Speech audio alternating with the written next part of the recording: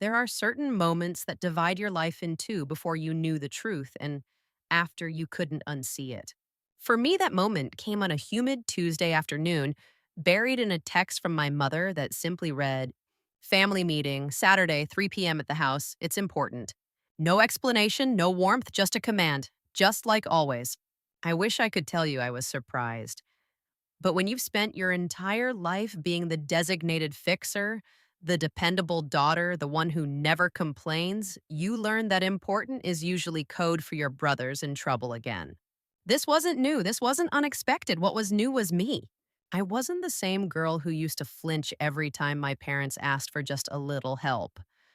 I wasn't the same daughter who swallowed resentment like medicine and called it love. Not anymore. Because this time, what was at stake wasn't just money. It was everything. My name is Melissa. I'm 36. I've spent my adult life in the clean, controlled world of finance, budgets, assets, risk management. I built a respected advisory firm from the ground up. I wore competence like armor. And I learned early that if you don't protect your future, someone else will try to spend it for you. That lesson didn't come from school or work. It came from my family. More specifically, from being the daughter of Martha and Richard Brooks and the older sister of Bradley Brooks, the boy who never had to grow up because someone was always cleaning up after him. Bradley was a master of collapse. Every job, every marriage, every big idea ended the same way: ashes and excuses. But charm. Oh, Bradley had that in spades. And in our house, charm was currency worth more than effort, more than honesty, more than accountability. I, on the other hand, was the safe bet, the one who didn't need help, the one who would understand. That's how it always went. Until the one person who truly understood me died. My grandmother Eleanor wasn't just family, she was legacy. She was the woman who sat across from me at age 12 and said, "You have a mind for numbers, Melissa. And more importantly, you have the spine to protect them." Eleanor was no fairy godmother. She was steel wrapped in silk, a widow who had kept her husband's business alive for 20 years, a woman who never apologized for being smarter than the men in the room. She saw me clearly when no one else in my family bothered to look. While my parents took Bradley to baseball games, Eleanor took me to her investment advisor. While they gave him bailouts, she gave me balance sheets. When she hugged me goodbye, she'd whisper, "Don't let anyone guilt you out of your future, not even family." At the time, I didn't understand the urgency in her voice. Now I do. It had been 18 months since Eleanor passed. The will had been read, and that's when the fault lines in our family became visible. My parents received a modest portion, some personal items, and a symbolic gift. Bradley got a restricted trust fund, only accessible under strict conditions like education or a legitimate business plan approved by the estate attorney. And me, I was the primary heir. Eleanor had left me the Vermont estate, her entire investment portfolio, and all the family heirlooms. She didn't do it to play favorites.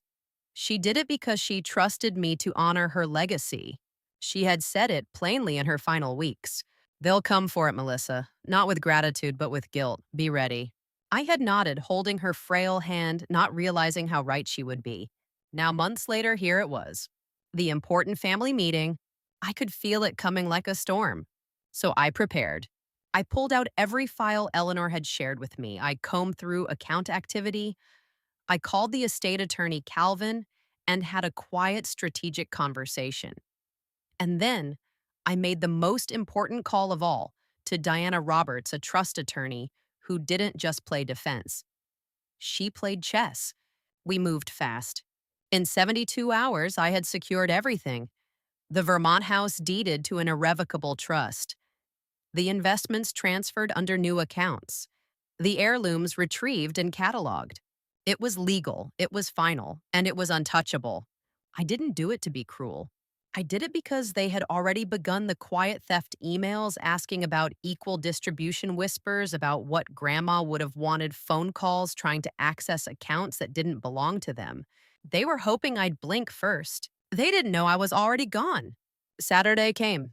I parked outside the house I grew up in, staring at the front door like it might open into another ambush. Inside, my mother greeted me with her usual performative cheer cardigan pearls tight smile. She smelled like Chanel number 5 and disappointment. Melissa, you're just in time. We've been waiting. My father sat by the fireplace, documents in hand. Bradley lounged on the sofa like a man allergic to consequence. The air felt staged, like I had walked onto a set where I was expected to perform a role I'd long since retired. They didn't even warm up. My father began. Melissa, we've been thinking. With Eleanor's estate finally settling, it's best for everyone if we consolidate the assets into a family trust. Your mother and I would manage it, of course, for the benefit of the family. He slid a folder toward me. We just need your signature. No shame, no hesitation, just the assumption that I would once again be the good daughter. I didn't touch the folder. How much does he owe? I asked, my voice quiet but unshakable. My mother blinked. Melissa. How much? I repeated. They hesitated. Over 400,000, my father admitted. Gambling, I asked, though we both knew the answer. Bradley's had a relapse, my mother said carefully. He's in danger. This is about family. That's when Bradley spoke for the first time. Just sign the papers, please. I need this. I looked at them, all three of them, and for the first time I saw it clearly. They weren't asking, they were demanding, not out of need but entitlement. They weren't desperate, they were rehearsed. And they had no idea I'd already made my move. I can't sign this, I said. Because everything you're asking for, it's already gone. Confusion, then panic. What do you mean, my father demanded? I mean, I said calmly, Grandma's assets have already been transferred to an irrevocable trust. I'm the beneficiary. No one else can touch them. Not even me, not without legal cause. You went behind our backs, my mother gasped. No, I said. I protected what Eleanor asked me to protect. The room fell into silence. Bradley stood eyes wide. You're going to let me get hurt for what some house and a few old stocks. No, I said. I'm not going to let you get hurt. I'm going to help you, but not by burning down the only legacy someone ever trusted me to protect. They didn't take the news well, not that I expected them to. My father's face turned a color I hadn't seen since he discovered I'd turned down a law scholarship in favor of finance. My mother looked like she'd swallowed something sour, and Bradley did what he always did when the script changed. He exploded. You're unbelievable, he shouted, standing now pacing like a man whose bluff had been called.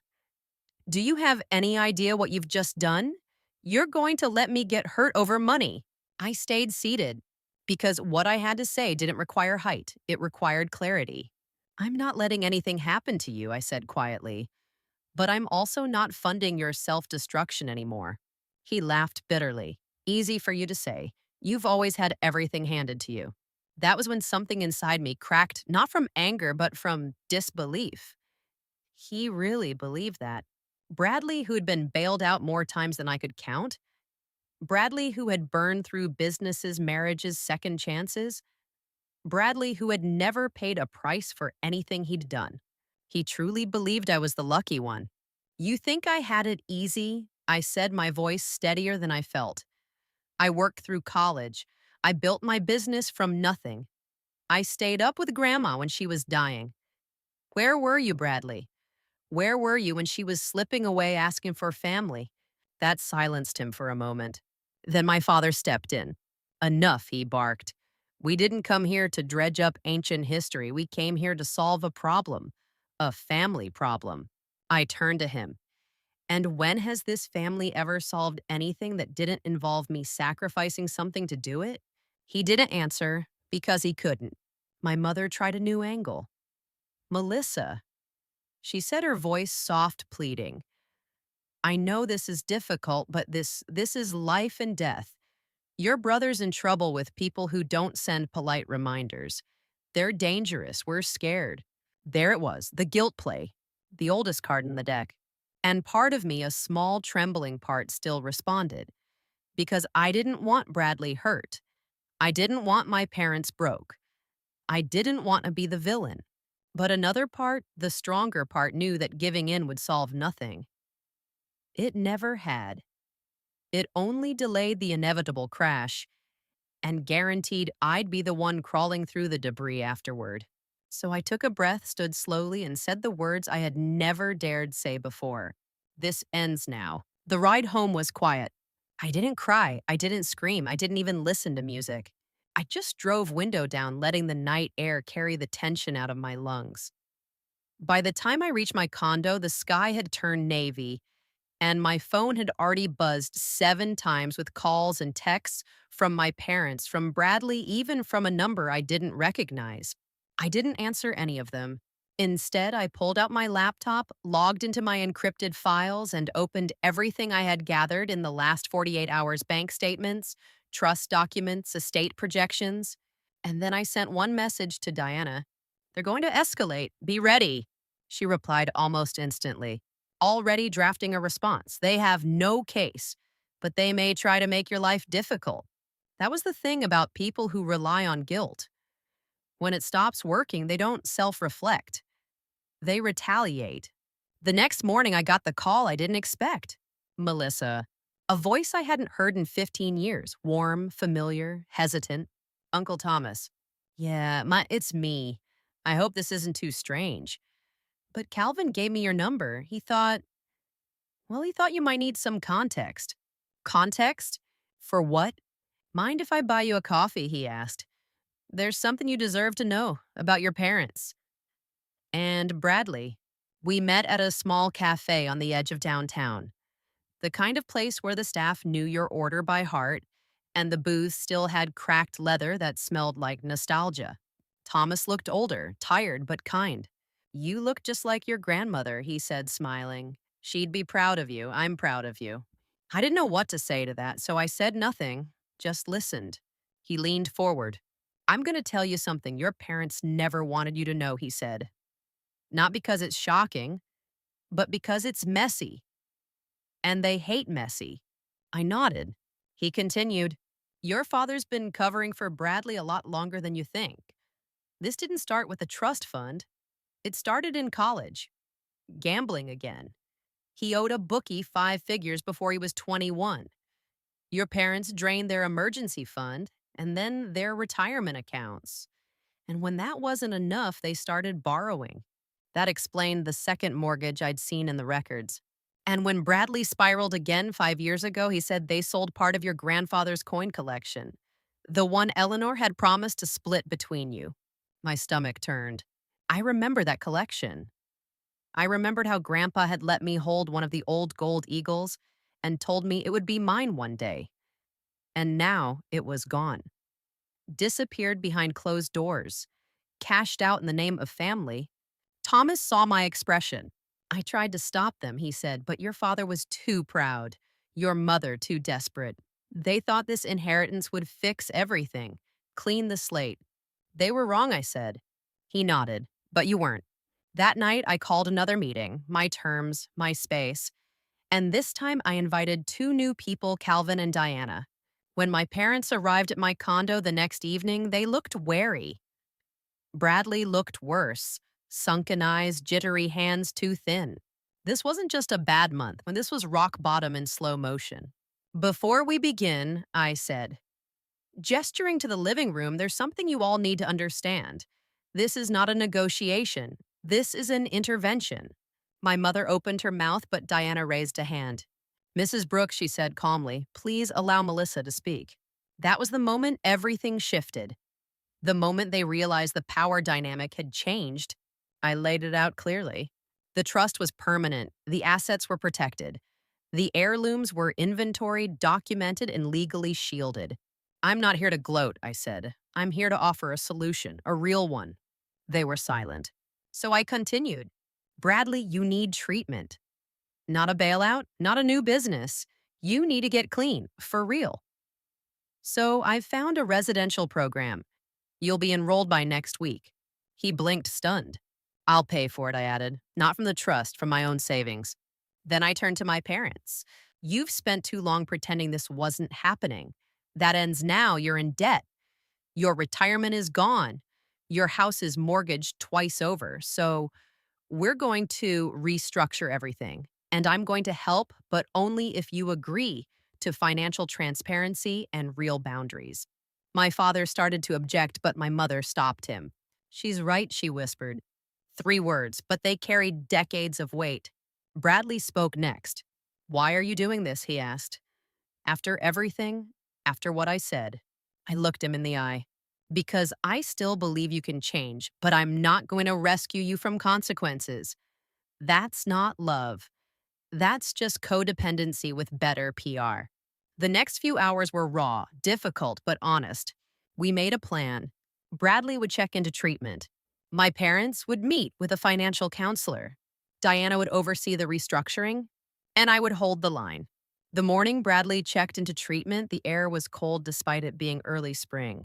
He sat in the passenger seat of my car, quiet for most of the ride. The last time we had shared this kind of silence, we were children in the back seat of our parents' car, watching them argue through the windshield like ghosts behind frosted glass. Now it was a different kind of quiet, heavy, not hostile, tense, but not angry. He finally broke it. I don't know if I can do this. I didn't respond right away. Because what I wanted to say, you've said that before, wasn't helpful. And what I needed to say, you don't get a choice anymore, was too cruel. Instead, I kept my eyes on the road. Fear means you're not pretending anymore, I said. That's a good place to start. He looked out the window. You could have just cut me off, you know. A lot of people would have. I know, I replied. But you didn't. No, I said, I didn't. We pulled into the treatment center's gravel driveway just before noon. It was tucked into a patch of old trees about 40 minutes from the city. Quiet, modest, not some luxury spa disguised as recovery. A real place. For real work. Bradley hesitated at the gate, then slowly he stepped out of the car. He didn't hug me, he didn't thank me, he just turned and said, I'll try. That was enough. Because for the first time in a long time, it didn't sound like a lie. The days that followed were strange. Not in a dramatic way, but in the kind of way that makes you realize just how much noise your life had been carrying. There were no more urgent calls from my mother, no veiled accusations, no emotional storms masquerading as family dinners, just space. Space to breathe, to think, to mourn. Because that's what comes after a family confrontation like that, not victory, not relief, but grief. Grief for the version of your family you always wanted. Grief for the years you spent trying to earn love by being useful. Grief for the innocence you didn't even realize you had lost until you fought to protect it. One evening, about 2 weeks after the meeting at my condo, I found myself sitting on the floor of my grandmother's library. The room still smelled like her, a faint trace of lavender and old paper. I hadn't changed a thing. Not the books, not the decor, not even the chair by the window where she used to read with a glass of Pinot Grigio. I opened one of her old desk drawers, and inside I found a small velvet box. I recognized it immediately. It was the emerald necklace she had worn to my college graduation. Inside the box was something I didn't expect, a folded note in her handwriting. My dearest Melissa, if you're reading this, it means you've stepped into your role as protector of what matters most. I didn't leave you this inheritance because you needed money. I left it because you understood its value beyond money. Family isn't about covering for each other's damage. It's about teaching each other how not to cause more. Stand firm, my darling. When they call you cold, remember this. Some boundaries feel like ice, but they're the only things keeping the fire from burning everything down. Love always, Grandma Eleanor. I cried for the first time in weeks. Not just for what she had left me, but for what she had seen in me before I ever believed it myself. In the months that followed, things didn't magically fix themselves. This wasn't the kind of story that wraps in a bow. My parents struggled. They resisted the financial counseling at first. My father hated being questioned about money, and my mother hated the idea of downsizing from the house where she hosted Christmas. But the reality was clear: they were drowning. And for once, I wasn't throwing them a life vest made of guilt and self-sacrifice. Instead, I offered tools, structure, limits. You're not alone, I told them. But I won't be the solution, I'll be the support. It was hard, especially when they had look at me with those eyes, the ones that said you used to make everything easier. But slowly, something began to shift. My father merged his small law practice with a younger firm. He took a reduced role consulting mentoring. Less pressure, fewer hours, more sustainability. My mother sold the colonial house, cried the whole week of packing, but eventually admitted she slept better in the smaller condo without the echoes of a lifestyle they could no longer afford. They were learning. So was I. Bradley completed the full 90-day program. It wasn't a fairy tale transformation. Recovery never is. But when he called me on his 3-month milestone, his voice sounded different. Not polished, not performative, just present. 6 months clean today, he said during one check in call. Feels weird, like I'm meeting myself for the first time. I didn't say much, just listened. Because the truth is, people like Bradley are used to being heard in crisis, but not in healing. I want to pay you back, he added. You don't owe me money, I said. I know, but I owe you something. You owe it to yourself, I said. Don't make this about me. Just stay clean. One morning in late September, I returned to the Vermont house for a weekend alone. The restoration was nearly complete. The gardens were trimmed. The foundation repairs done. The original wood beams in the library had been reinforced, not replaced, just as Eleanor would have wanted. I stood in the front porch, coffee in hand, wrapped in the sweater Eleanor once wore. And for the first time in what felt like years, I wasn't bracing for the next crisis. I wasn't scanning for incoming demands. I was just there. Present, whole, free. I received a text from Veronica. How's the peace and quiet, ready for visitors, or still guarding the mountain like a wise woman in a novel? I laughed. She always knew how to pull me out of introspection just before it turned into isolation. Maybe next weekend, I replied. Still processing, still becoming. She sent back a single heart emoji. No more words were needed. Then that afternoon, something unexpected happened. A car pulled up in the driveway, blue, familiar, a Subaru. Nathan, my ex husband, we'd been in casual contact over the last few months. Texts, occasional check ins, mutual curiosity with a tenderness that hadn't quite disappeared. He stepped out of the car holding a small bag. I was passing through on my way to Burlington, he said. Thought I'd see if the coffee here was still the best in Vermont. I smiled. Still brewed the Eleanor way. Strong and a little dramatic. We sat on the porch, the mountains stretching in the distance. He listened as I told him the story, not just the events, but the evolution. The moment I stopped being their solution. The moment I stopped mistaking sacrifice for strength. The moment I realized that inheritance isn't measured in assets, but in the values you protect. He was quiet for a while. Then he said, You've changed them. I shook my head. No, I just stopped letting them use me as the glue for something already broken. If they changed, it's because they finally had to sit with the pieces. He nodded. Still, that's a kind of leadership most people never have the courage to show. Your grandmother knew what she was doing. She always did, I said softly. As the sun dipped behind the hills, I returned to the library and opened the box with the emerald necklace. I held it in my hands and thought not about its value, but about the woman who wore it and the message she'd left behind. Some people inherit property, others inherit problems, but the rare few, we inherit purpose. There's a moment after the storm passes where you don't quite know who you are anymore. Not because you've lost yourself, but because you finally stepped out of the role everyone else wrote for you. For most of my life, I thought my value came from being the one who kept everything together. The fixer, the rescuer, the reliable one. But standing there on the porch of the Vermont house, the autumn leaves swirling across the lawn, I realized something else. Holding it all together isn't the same as being whole. Bradley's recovery wasn't linear. No one's is. There were days he called me from the group home sounding like the boy I remembered. Funny, thoughtful, the kind of person who might have had a real future once. And then there were other days, dark days, where his voice was hollow, where the weight of everything he'd lost seemed too heavy to carry. But he stayed clean. He showed up to meetings. He started working part-time at a local garden center. He even joined a recovery accountability group, something that 6 months ago he would have mocked. During one of our rare lunches, he said something I'll never forget. You know what scared me most, he asked, stirring his coffee. It wasn't the debt collectors or the shame. It was the idea that you might finally give up on me. I looked at him for a long moment. I did, I said. Not out of cruelty, out of survival. I gave up the version of you I kept trying to rescue. Because the real you, the one who's sitting here now, was buried underneath all that noise. He nodded quietly. No defensiveness, no bitterness. Just a man facing himself for the first time in years. Meanwhile, my parents were adjusting. Downsizing hadn't been easy for them, especially for my mother. Letting go of the house, the designer furniture, the facade.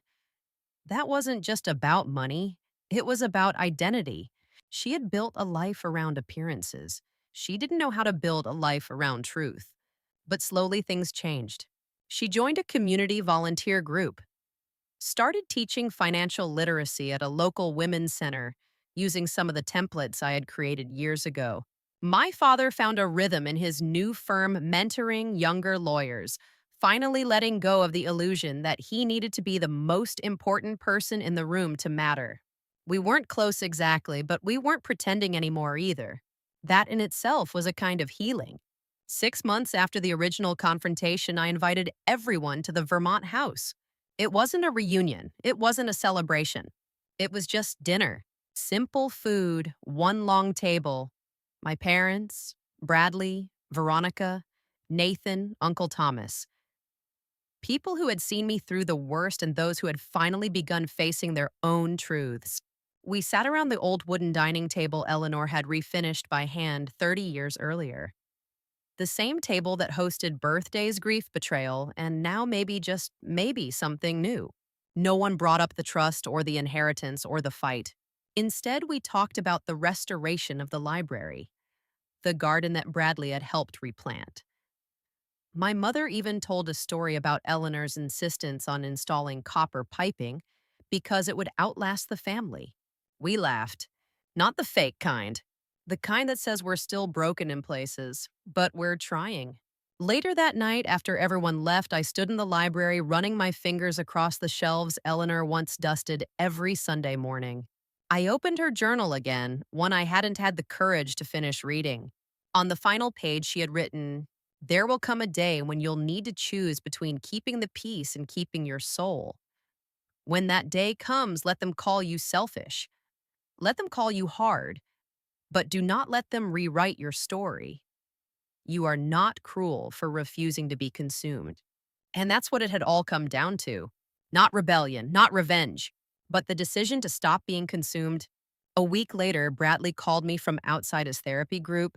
"I just finished my ninth step," he said. "Made amends to mom and dad. I'd like to make them to you too. In person.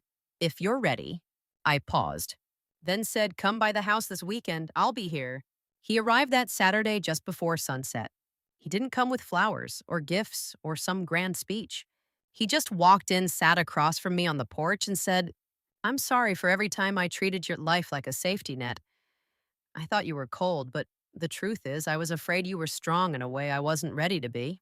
I didn't cry, but my voice cracked when I replied, "I wasn't always strong. I just got tired of bleeding for people who called it love." We sat in silence for a while, watching the trees sway against the gold sky. He pointed toward the hills. "Funny. All those years, I thought this house was just some old building Grandma clung to. I never realized it was the one place nobody lied." I smiled. She made sure that. He laughed. "Think she'd be proud of me?" I nodded. "I think she'd be proud of both of us. Not because we did everything right, but because we finally stopped pretending." That night, after he left, I returned to the cedar chest in the upstairs bedroom, the one Grandma had told me to open, only when I was truly ready to understand. Inside, wrapped in velvet, was a letter addressed simply, "To the woman you are becoming." I unfolded it with trembling hands. "Melissa, if you're reading this, then you have survived the storm. You have protected the legacy. And now it's time to build your own. You don't owe anyone your peace. You don't owe anyone your silence. Your worth was never in how much you gave away. It was always in what you chose to protect. The house is yours, the land is yours, but more importantly, the future is yours. May you fill it with truth, not performance. May you pass it on with courage, not guilt. And may you never again apologize for being the one who said no more. I folded the letter, placed it back inside the velvet lining, and for the first time in years, I exhaled without tension. Because some inheritances aren't about money, they're about memory. They're about permission to stop breaking yourself to hold everyone else together. They're about reclaiming not just what someone left you, but who you've always been. 6 months passed, then another. The seasons rolled over the Vermont hills like pages turning in a book I hadn't realized I was writing. Not just Eleanor's story anymore, not just mine. Something larger stitched together by memory, by boundary, by a quiet kind of courage. By now, the Vermont house was no longer a project, it was a home. Not a monument to the past, but a space where the future could stretch out unburdened. There were still moments of grief, of course. Grief doesn't ask for permission. It just visits unannounced, sometimes during the simplest things, folding laundry, walking through the garden, making a pot of tea. It came one morning in October when I discovered a single maple leaf stuck to the library window. Eleanor used to say fall was when the house felt most alive, like it remembered everyone who had ever passed through its halls. And that morning I sat by the fireplace and remembered too. Not with resentment, not with regret, but with the quiet understanding that healing is rarely loud. Bradley was still in recovery. He'd moved into a shared apartment with two other men from his program. He was working full time at the garden center, taking on more responsibility. Nothing dramatic, no sweeping reinventions, just consistency. That was the real miracle. Not that he changed overnight, but that he stayed changed even when no one was watching. One Sunday afternoon, he visited with a box of seedlings for the front porch.